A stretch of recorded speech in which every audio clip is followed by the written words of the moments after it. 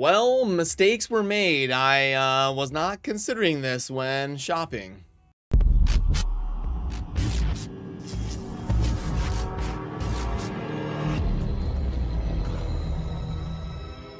Hey, what's up? This is Chosen, and in this video, we are going to go over this whale-only event for Theodore the Savant. Pretty crazy. They are throwing up a brand new S-tier champion as the reward at the top of this tournament, but first, I need to go throw on a different shirt so that this video is not looking crazy the whole time. And there we go. I forgot that any shade of green is off limits when you are a content creator. So yeah, we need to talk about all the Void 2X shenanigans going on and the event around Theodore while getting you all caught up for what you need to know in Raid Shadow Legends as we head into the weekend. Let's get into it.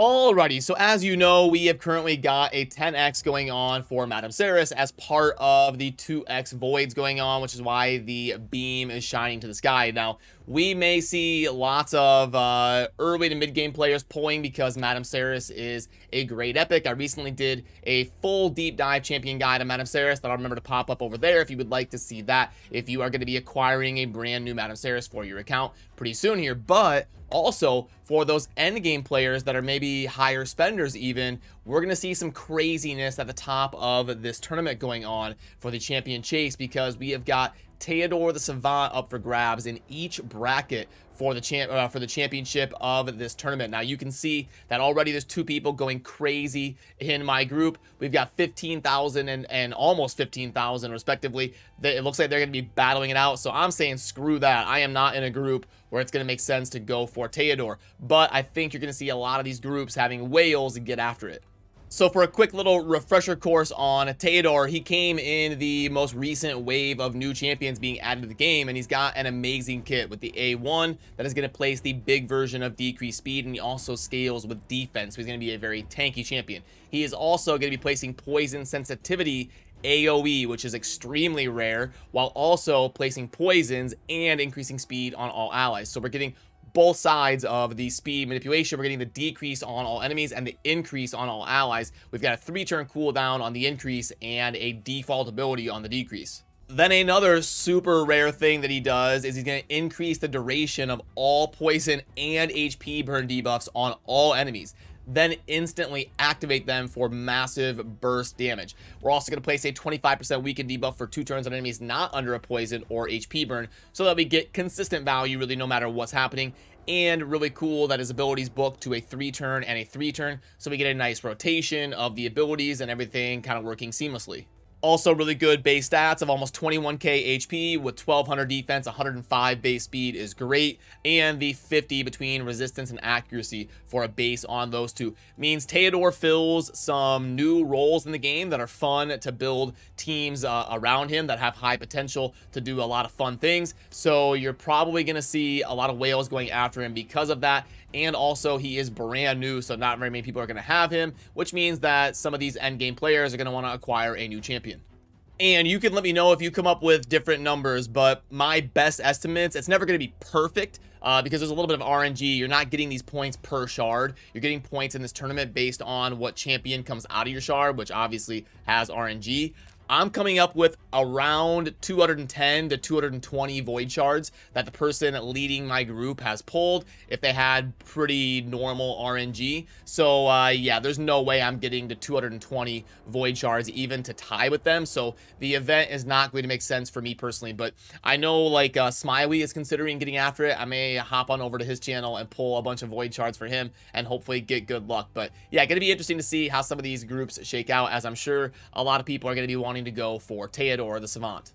But not only that, we are going to be getting another whale event because we have got the Hellbirth Madam Serris skin up for grabs here in champion training, and a lot of people kind of feel like the Madam Serris skins are some of the coolest skins to be released in the game. Very iconic and very highly valued amongst the player base to acquire those Madam Serris skins. So we've got a champion training tournament here where the Serris skin is going to be going to the winner, and you can see that I have got an insane player already going up to 20k almost on champion training. So I don't think it's going to get to the levels of like Krisk, where you saw these point totals getting to like 200, 300, 400K, but people are definitely going to be going crazy. And if I see somebody at 20K, I'm not even going to bother. So you'll have to monitor your groups on how they go. But I would be willing to bet that it's going to take somewhere between like 20 and 50K on the champion training to win the Madame Serris skin on average.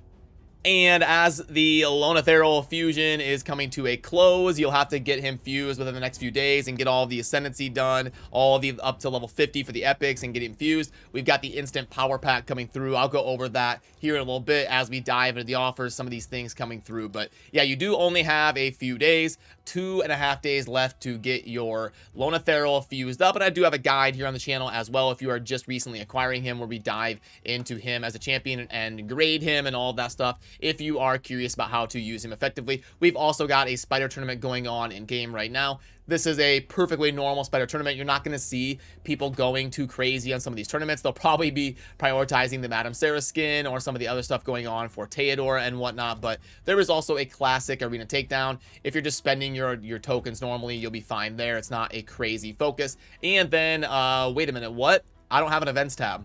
Wow, that never happens. I was going to go like into the tournaments and then the events, but okay. I guess I don't know the last time I've ever seen that. It's usually tournaments, events, and then daily offers in the shop here, or like the hot deals type thing. So very interesting right there. So I guess they're just counting on us being all in on the different tournaments going on in game. And it's a little bit of a transition period while the offers are really popping up. So what's going to happen is they do these fusions about at a once a month pace. So I expect that next week will be a little bit of a lull in the system when we'll have some sort of guaranteed summoning event, some sort of crazy 10x, because we had a 2x this weekend. They never have 2x's. Well, I shouldn't say never, but they typically go on a rotation of 2x and then 10x, then back to 2x. So next weekend, will probably like on Tuesday or Wednesday, we'll have some sort of a like pull 150 ancients for this champion or some hyped up 10x.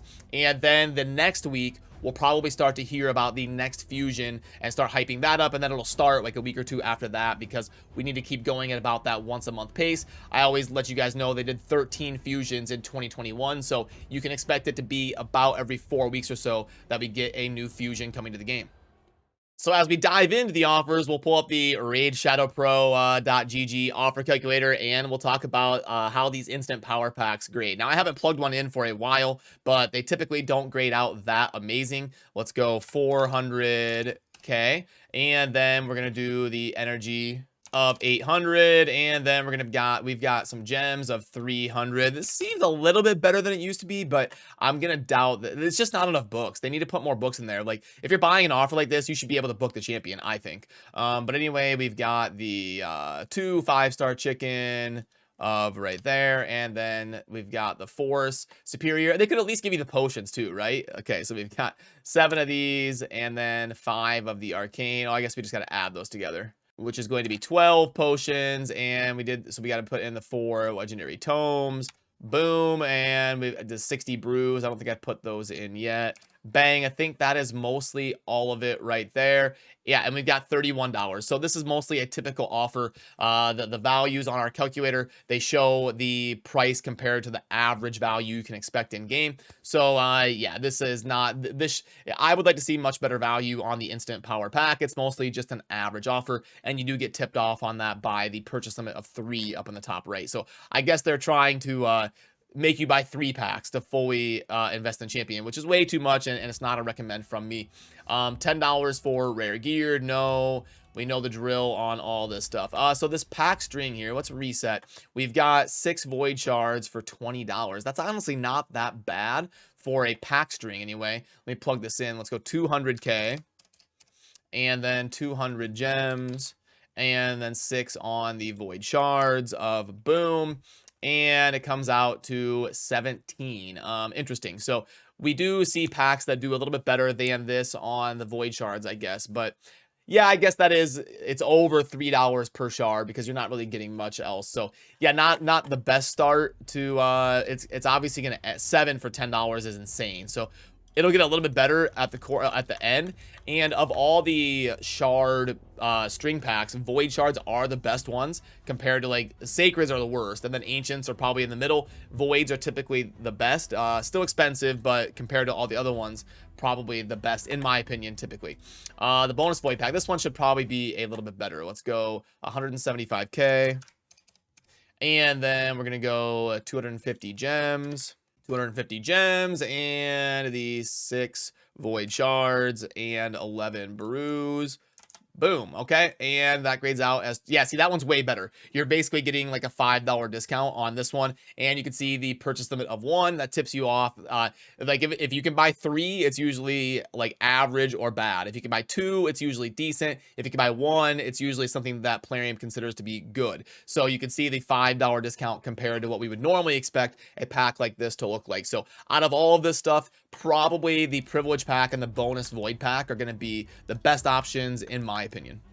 So alrighty, if you are going for the Madame Serris skin or Theodore the Savant, good luck, and I'll have to see if I'm going to be pulling shards for Smiley and all that. And remember to subscribe on your way out. Lots of fun content coming your way that I am working on getting out here over the weekend and into next week. Now that we've got things wrapped up, kind of going on in game, we have an off week next week for CVC and Fusions, so it should be a pretty calm week. But we'll probably have some sort of guaranteed event and a little bit of a time to recoup until we get that next fusion teased, probably the week after that. So as always, thanks for watching. Have a great rest of your Friday and a good weekend. I will see you soon in the next video. Peace.